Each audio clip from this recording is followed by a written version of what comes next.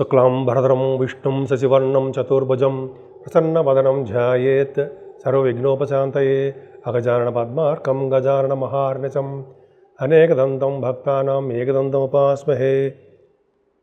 ఓం గం గణపతయే నమః. ఓం శ్రీమాత్రే నమః. ఓం శ్రీ గురుభ్యోం నమః. మా ఆది ఆస్ట్రాలజీని చూస్తున్నటువంటి మీ అందరికీ అలాగే విదేశాల్లో కూడా ఉంటూ నా వీడియోస్ని చూస్తున్నటువంటి మీ అందరికీ కూడా పేరు పేరున నా హృదయపూర్వక నమస్కారాలు. ఇప్పుడు మనం ఏప్రిల్ నెల 20th నుంచి 26th ఏప్రిల్ వరకు కూడా ఈ వారం రోజులు గ్రహాలు ఇచ్చే ప్రభావాలు 12 రాశుల మీద ఎలా ఉండబోతున్నాయో ఇప్పుడు మనం తెలుసుకుందాం. దానికంటే ముందర నేను చెప్పే వీడియో మీకు నచ్చితే షేర్ చేయండి, లైక్ చేయండి.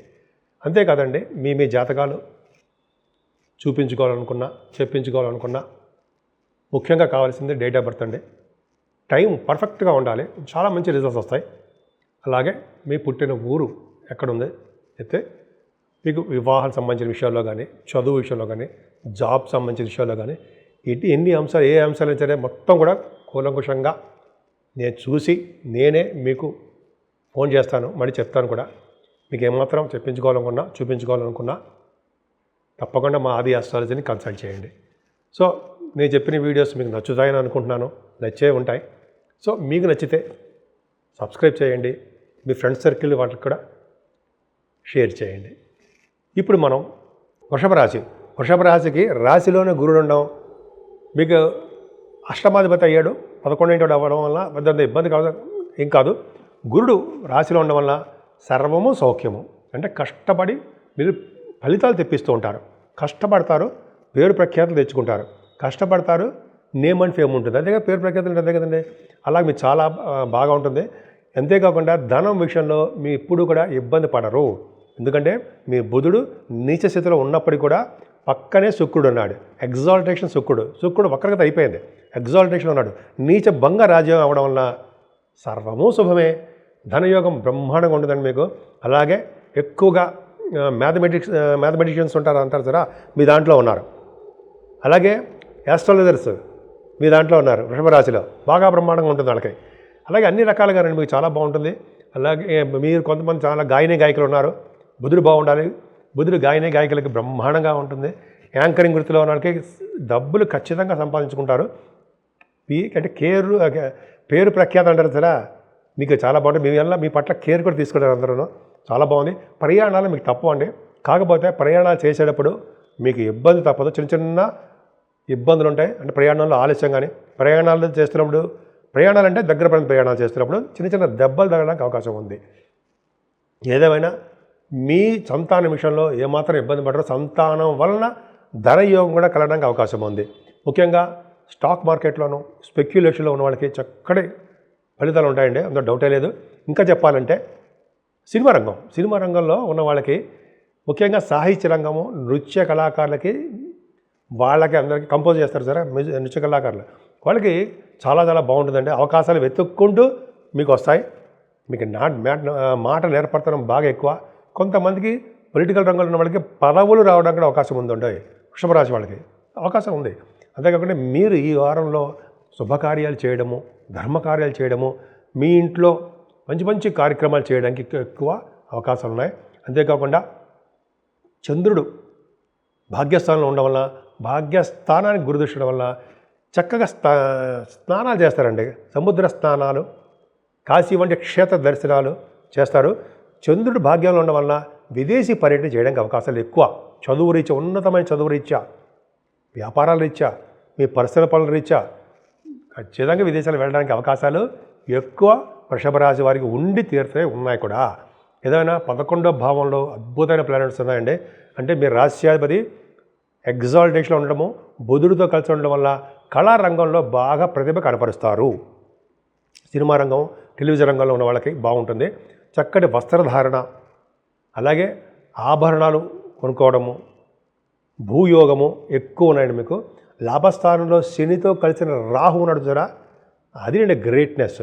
అంటే ఏంటి, రాజకీయ రంగంలో ఉన్న వాళ్ళకి చక్కటి పదవులు రావడము, అలాగే వాళ్ళ మాటకి ఎదురు లేకుండా ఉండడము, అలాగే వాళ్ళకి చాలా అద్భుతంగా ఉండడానికి అవకాశాలు ఉన్నాయి.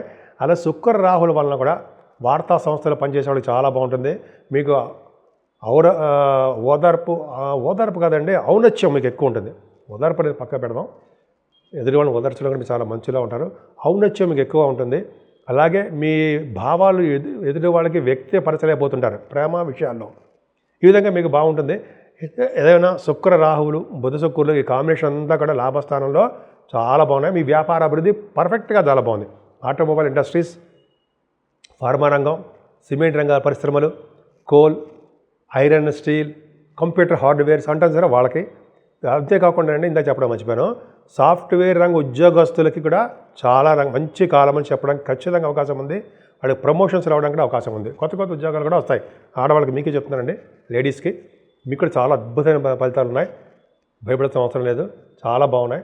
అంతేకాకుండా ఈ బ్యాంకింగ్ రంగంలో ఉన్న వాళ్ళకి వీళ్ళందరూ కూడా మంచి అవకాశాలు, ఉన్నతమైన పదవులు రావడానికి అవకాశం ఉంది. ఏదేమైనా వృషభ రాశి వారికి సుబ్రహ్మణ్యేశ్వర స్వామి ఆరాధన చేసుకోవడం వల్ల, ఎందుకంటే 12వ భావంలో రవి కూడా ఉన్నాడు, 3వ భావాధిపతి కూడా 12వ భావాధిపతి వీక్ అయిపోయాడు. కాబట్టి మీరు ప్రయాణాలు చేస్తున్నప్పుడు కొద్దిగా ప్రాబ్లమ్స్ వస్తాయి. సూర్య భగవాన్ ఆరాధన, సుబ్రహ్మణ్య స్వామి ఆరాధన చేయడం వల్ల మీరు అన్ని రంగాల్లోనూ ముందంజలో ఉంటారు.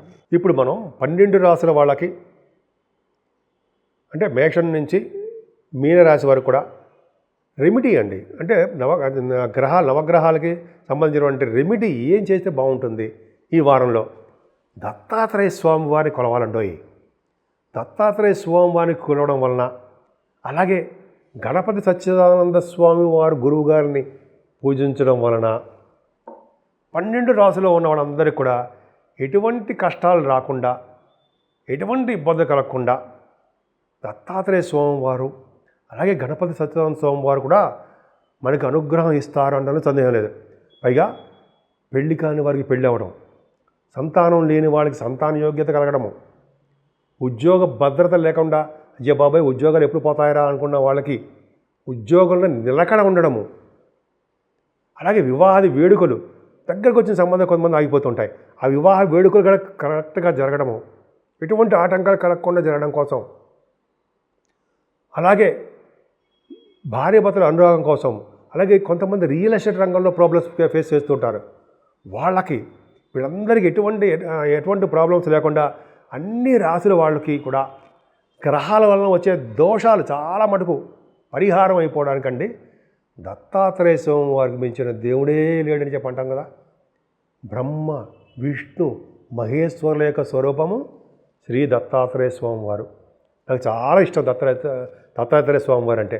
అలాగే గణపతి సచ్చిదానంద స్వామి వారి యొక్క శిష్యుని కూడా నేను 1977 నుంచి.